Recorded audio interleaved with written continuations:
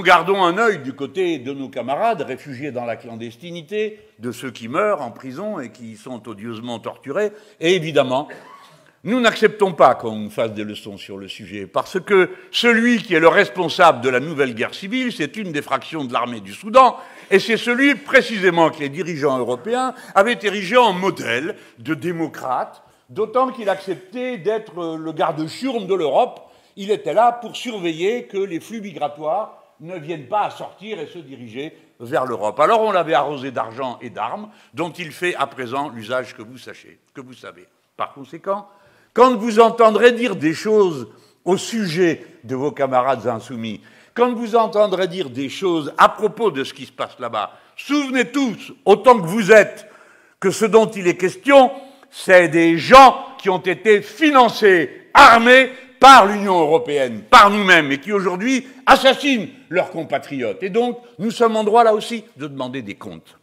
Alors, puisque j'en suis là et de demander des comptes, j'en demanderai volontiers à mon pays, voyant ce qui se passe en Côte d'Ivoire. Pourquoi je vous en parle? Parce que c'est ainsi, dorénavant, le mouvement insoumis est sans cesse sollicité. Vous devez dire quelque chose sur ceci, vous devez dire quelque chose sur cela.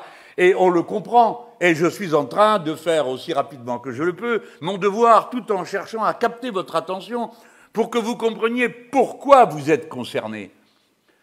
L'Afrique a, pour une part de sa population, une langue en commun avec nous, et une histoire, pas très réussie, mais une histoire en commun. Si bien que, d'une manière ou d'une autre, nous voici concernés par ce qui s'y passe. Et puis, cette histoire commune fait que des flux migratoires ont eu lieu, ont encore lieu, qui créent une nouvelle population française faite beaucoup de binationaux. Dès lors, les questions qui ont lieu en Côte d'Ivoire passionnent une partie de notre peuple, j'ai bien dit de notre peuple. Et quand vous êtes binational, contrairement à ce que croient certains, vous n'avez pas deux allégeances, vous avez deux amours, ce n'est pas pareil. Et si vous avez deux amours, eh bien vous êtes tout le temps obligé de choisir ceci, choisir cela, est-ce que vous faites ci ou est-ce que vous faites ça? C'est compliqué. Hein? Tous ceux qui, comme moi, viennent du Maghreb le savent. Quand on va au bled, on est un Français. Quand on revient ici, on est un Arabe. Voilà. Alors, du coup, on est obligé de se positionner soi-même et de se dire soi-même, mais moi, je suis quoi au juste, hein? Eh bien, je suis tout ça. Voilà. Alors, avec la Côte d'Ivoire, les liens sont singulièrement étroits parce que pendant toute une période, il y a eu un lien profond qui existait entre le Front populaire ivoirien de Laurent Gbagbo et les forces de gauche en France. Et puis, ce lien s'est perdu à mesure que le Parti socialiste, qui l'entretenait, le lien, eh bien, s'est dispersé là-dedans et a fini par s'intéresser à rien et à personne. Si bien que, comme le pouvoir en place tardait à être renouvelé par les élections, du fait des luttes qui avaient armé dans ce pays, eh bien, la France est allée déloger le président qui était là, en dehors de son mandat, en gros, si vous voulez, comme actuellement Zelensky, hein, qui est en dehors de son mandat, puisqu'il n'est plus président de l'Ukraine. Son mandat est arrivé à terme, mais on continue à le traiter comme un président. Celui-là, on ne va pas le sortir de son palais. Mais Gbagbo, si. Et c'est l'armée française qui a été le délogé du bunker à l'intérieur du palais présidentiel de la Côte d'Ivoire. Donc nous avons une immense responsabilité. Tout ça, on nous disait maintenant, voici la liberté revenue, nous allons avoir des élections, faites-les comme vous pouvez, ça n'est pas notre affaire, et nous allons enfin pouvoir élire quelqu'un de raisonnable et de responsable, un ancien haut fonctionnaire des organismes internationaux, M. Alassane Ouattara, qui se trouvait, quelle opportunité, être un ami personnel de M. Sarkozy, ce qui facilitait les liens. Si bien qu'avec un tel sponsor et dans de telles conditions, il fut élu. Et une deuxième fois, et même une troisième, dans des circonstances qui, pour finir, ont paru un peu lourdes à tout le monde, notamment parce qu'entre-temps, on avait envoyé Laurent Gbagbo en prison, et que la prison, il y est resté quelque chose comme 5 ou 6 ans, avant qu'on lui dise « Mais monsieur, finalement, nous n'avons rien à vous reprocher qui relève de notre tribunal. » Donc il en est ressorti, il est retourné en Côte d'Ivoire, et voici que maintenant, il y a eu une élection, la 4e, elle est absolument anticonstitutionnelle, du même monsieur Alassane Ouattara, qui a réussi avant l'élection une performance électorale qu'il faut saluer, c'est-à-dire éliminer tous ses concurrents en leur interdisant d'être candidats. Comme ça, le problème a été réglé. Eh bien, nous, Français, nous sommes responsables d'une partie de cette situation. Et nous sommes attentifs à ce qui s'y passe. Parce que les gens de Côte d'Ivoire les Ivoiriens, sont avec nous dans un lien particulier d'affection, d'amitié, de vie commune.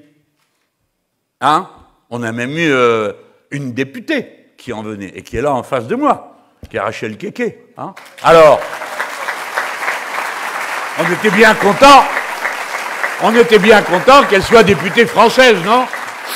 Alors, voilà. Et puis le Cameroun, alors là, c'est la catastrophe totale. J'arrête pas de recevoir des messages, mais qu'est-ce que je vais faire, moi? Je n'y peux rien.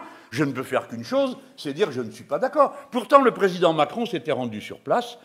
Le tyranno local s'appelle Paul Biya.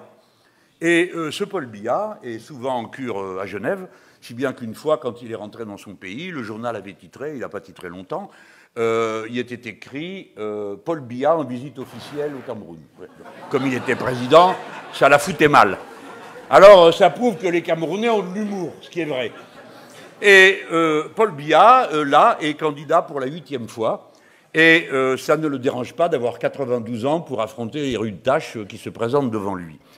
Alors, voyez-vous, on peut là aussi dire que la France a une responsabilité, puisque le président Macron, qui auparavant avait été soutenir Idriss Déby, est arrivé après l'avoir soutenu là-bas, soutenu son fils qui est élu, on ne sait pas comment, et il arrive au Cameroun, où là aussi il se met à faire toutes sortes d'amitié au fils de M. Biya. Mais pour finir, c'est M. Biya qui est candidat et qui a été réélu avec, je ne sais pas combien, 80% des voix, comme l'autre. Donc tout ça, mes amis, mes camarades, vous pouvez dire, ah ben c'est loin. Non, c'est pas loin, c'est tout près.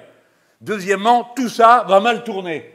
Et ça va directement concerner des millions d'hommes et de femmes qui sont liés à nous directement, soit par les liens d'immigration et liens de famille, soit parce que, procédant du même univers, nos intérêts se trouvent liés les uns aux autres. Et que si la France, entre-temps, n'a pas changé ses mauvaises manières, et si elle continue à ne traiter ces questions que comme si on était dans une sorte d'époque postcoloniale où on continuerait à décider de tout à la place des gens, sans que la nature de la relation soit claire, ça finira encore plus mal.